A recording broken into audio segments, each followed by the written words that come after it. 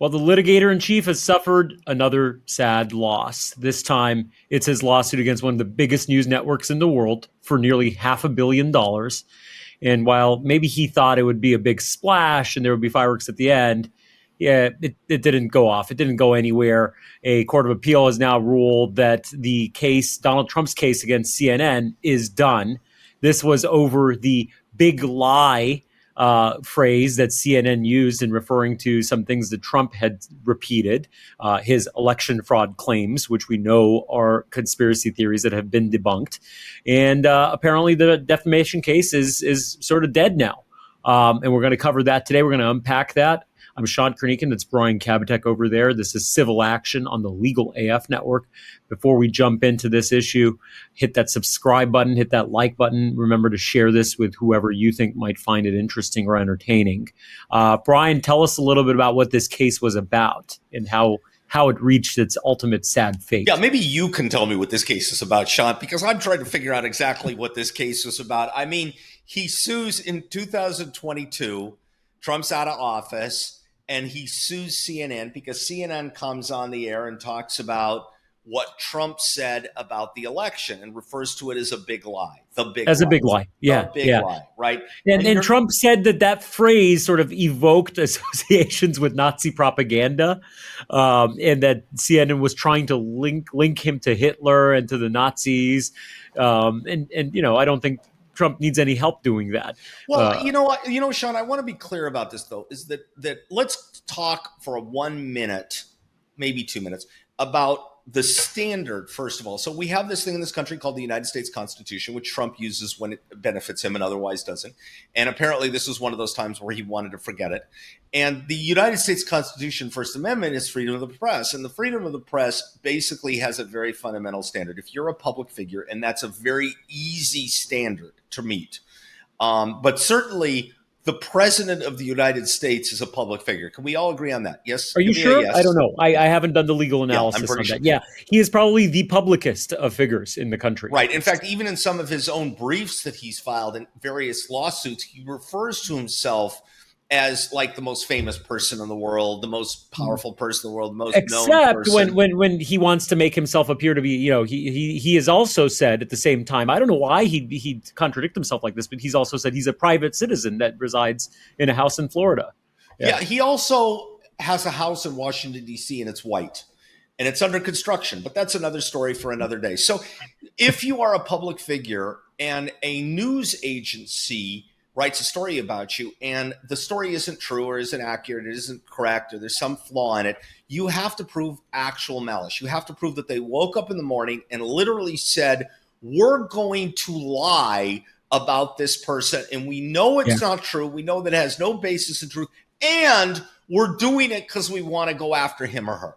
Right. And let me distinguish that from sort of the lower level of that, which, what you said is what they would have to prove since he's a public figure. The lower level of that is something that you weren't sure is true or you should have known is not true. It's a slightly lower standard. No, this is you affirmatively knew that it's false and you did it anyway to hurt the person you're saying it about. That's the standard that needs to be proven. So that's right. In defamation cases, when it involves a public figure like Donald Trump, you need to prove actual malice. Fun fact here, Sean. Yeah. Trump's been filing these lawsuits in Florida, in federal court in Florida, because he believes in his mind that he's going to get an awesome response from Florida judges from the 11th Circuit.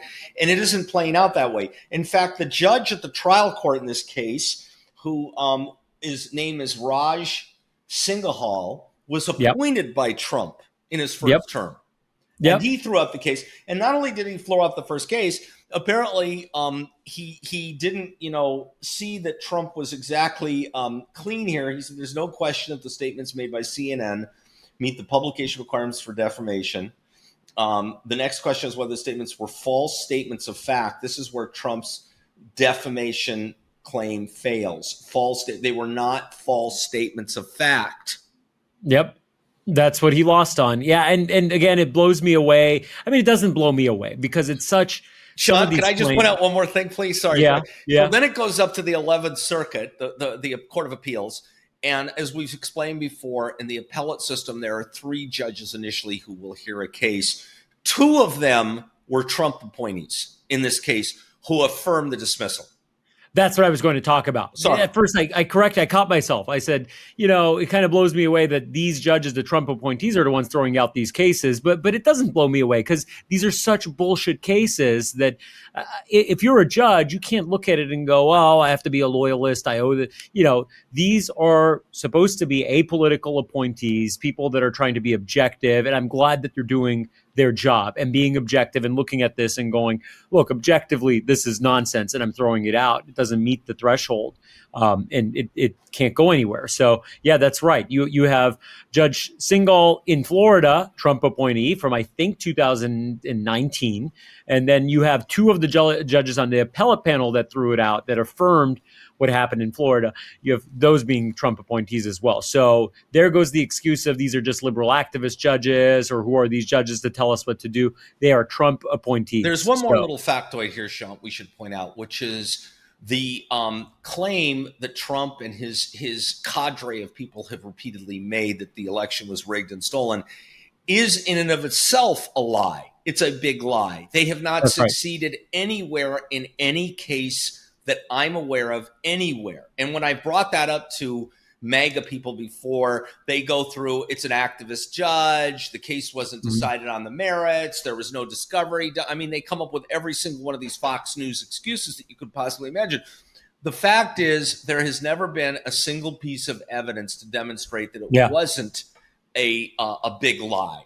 And okay, can we now talk about here. Can we now talk about your other favorite part of this case? Yes, you can. Who was the lawyer, or who were the lawyers that handled the case for Trump? Well, Mr. Trump, because he wasn't the president then, was primarily represented by Lindsey Halligan, the 3rd runner-up to Miss Colorado many years ago, who's now the interim U.S. attorney for the Eastern District of Virginia. She's the one who indicted Comey. She indicted Letitia James, and she is on her way out. Yeah, because of I was going to say not for long. She is currently maybe, but by the time we get this posted online, who knows what may happen. Right. So she represented Trump in the trial court in front of the Trump judge, who threw the case out. And then it was taken over by Alejandro Brito. Why don't you share a little bit about Mr. Brito and his practice, Shant? Oh, he's a highly regarded, big litigator, with a nationwide practice. No, he's some lawyer out of, I think, Coral Gables or somewhere. Coral Gables, Florida. Not that there's anything wrong with it, but you're the president of the United States filing a lawsuit against CNN. I thought maybe I don't know anything about this, about Mr. Brito and his practice. All I know is that he has now become the litigator in chief, sort of go-to guy for these civil lawsuits, right? Yeah, maybe you could reach out to Donnie and see if he's looking to hire. Maybe our firm's available, Donald, if you're looking, right? I don't know. What are the odds? We're not going to represent Donald Trump, Sean. I'm just going to give you some firm policy right now. It's in our handbook. Is that the decision? Okay. That we're not representing Donald Trump. We don't want to, and pretty soon Lindsey Halligan will be back to representing him because she's going to lose her cushy government job. Maybe we could bring her on. We could bring her on as an associate at our firm. She's not coming aboard on our firm either. No, she's not. Okay. She's not coming aboard on our firm. Anyway, that's powerful, great litigators. By the way, that's the second case in about as many days that the 11th Circuit Court of Appeals has thrown out that Donald Trump brought. There was another case he just brought. We covered it in another video against Hillary Clinton and a bunch of other people. That case was also thrown out by the 11th Circuit. So, we're just continuing on with sort of the end of the year, and things are starting to crater for Don. Yeah, not a good end of the year for Donald, not a good Q4 for him, not a good bad November. December's not off to a great start either. Things aren't going very well in the 11th Circuit. So stay tuned. We'll keep bringing you more, and we'll see what happens with Donnie's various lawsuits that are pending out there. I'm Shant Karnikian. That's Brian Kabateck over there. This has been another installment of Civil Action on the Legal AF Network. Just a reminder, if you like this content, remember to hit that subscribe button, hit that like button. Share with us your feedback. Reach out to us by email if you have questions or there's something you want us to cover. We're always reading. We're trying to get back to everyone that reaches out to us. Sorry if we can't get back to everyone, but we'll do our best. Thanks for tuning in. We'll see you on the next one. Can't get your fill of Legal AF? Me neither. That's why we formed the Legal AF Substack. Every time we mention something in a hot take, whether it's a court filing or a oral argument, come over to the Substack. You'll find the court filing and the oral argument there, including a daily roundup that I do called, wait for it, Morning AF. What else? All the other contributors from Legal AF are there as well. We got some new reporting. We got interviews. We got ad-free versions of the podcast and hot takes. Where? Legal AF on Substack. Come over now to free subscribe.